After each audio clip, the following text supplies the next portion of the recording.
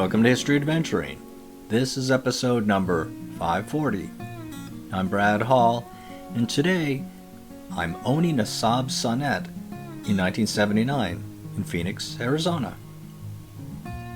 Well, after I wrecked my MG Midget in 1979, I decided that it was time to buy a larger, more reliable car. So I bought a Saab Sonett.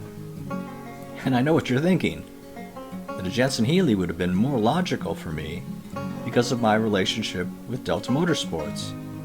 But I never really liked the look of those cars, and besides, if I was going to have a 907 engine, I wanted a Lotus around it, which was way beyond my budget.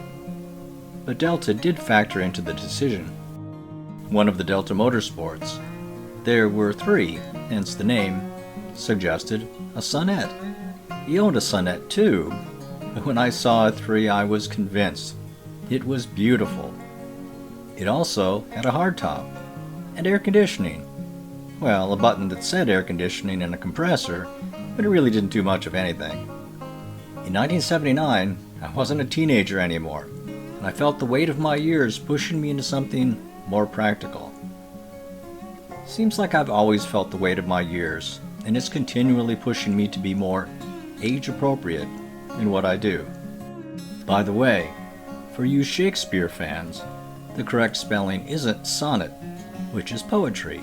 It's sonett, which means something small in Swedish. I don't know what. And it's pronounced sonnet, like kitchenette. This information can come in handy if you're at a car show and want to show off your knowledge a bit. The Sonett only lived in Phoenix until I graduated from ASU a few years later, and then it prowled around the twisty canyons of Southern California. I sold it, sadly, when I was 28, and again was feeling the weight of my years to get something more practical, which is when I bought the 5.0 Mustang, which brought me back to Phoenix in 1989, and which I wrecked in 92. For those of you who were at ASU in 1981 and 82, you may have seen me park the Sonett way out in the parking lot by the stadium. I carried my bike in the back. I could never have done that with the Midget, and rode into campus, of course going slowly past Manzanita. This has been History Adventuring. I'll talk to you later.